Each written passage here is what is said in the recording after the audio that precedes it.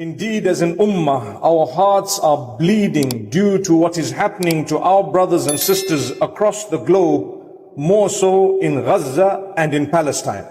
And it would be wrong for me to commence without mentioning the situation and without saying a prayer for them and without highlighting the situation. May Allah Almighty make it easy for them. May Allah Almighty grant them peace, goodness, victory, stability, and may Allah Almighty change the condition to a much better condition. We ask Allah to grant the same to all those who are struggling and suffering across the globe, no matter who they are and where they are.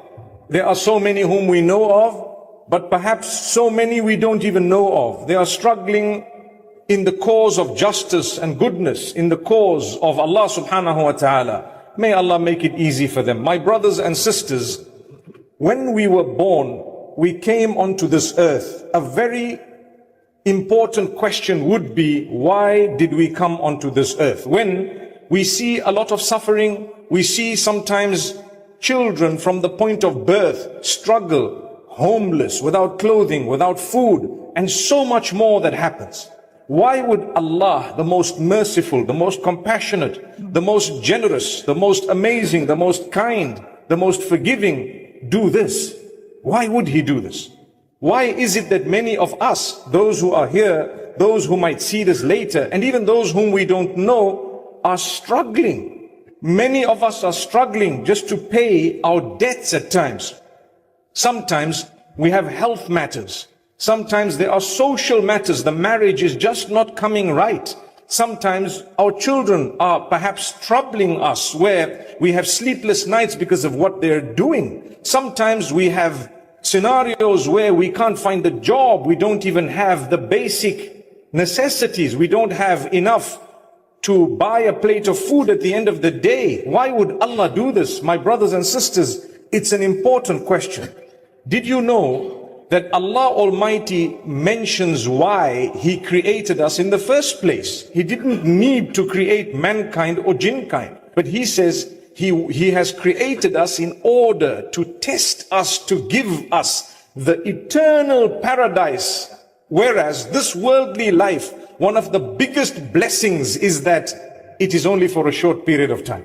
If I were to tell you, you have to live in this condition that you are in forever and ever, it would be very depressing to note that, well, I don't even have a job, I hardly have food, I've got so many problems, my brothers and sisters are dying, be it in Palestine or wherever else it is, and here I am being told you have to live in this condition forever.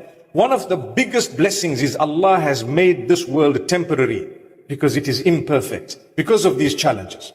Another very, very powerful point you and I as believers need to realize is, when Allah says He created you to test you, wallahi, it is proven, because every single human being is being tested. There is no one, be it Muslim or non-Muslim, be it old or young, be it in Africa or in Europe, be it in the third world or the first world. There is nobody who can say, I'm not being tested.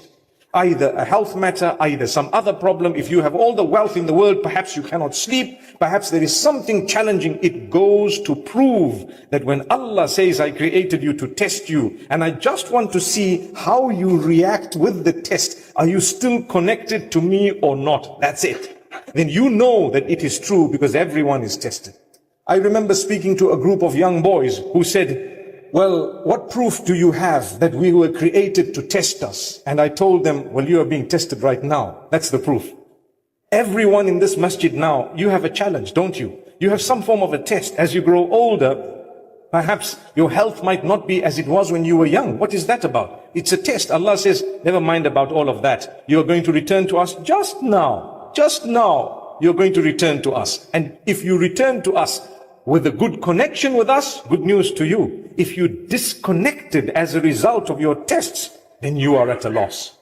If you disconnect from Allah because of a challenge He put in your life, then you're at a loss. So the question is, well, how long should I struggle for? I want to get closer to Allah. I have my problems. I am making dua. I am fulfilling my salah. I am fasting. I am steadfast. I try not to commit my sins, but it seems like the problems are getting worse. They're not getting any better. Allah says, don't worry. Take it in your stride.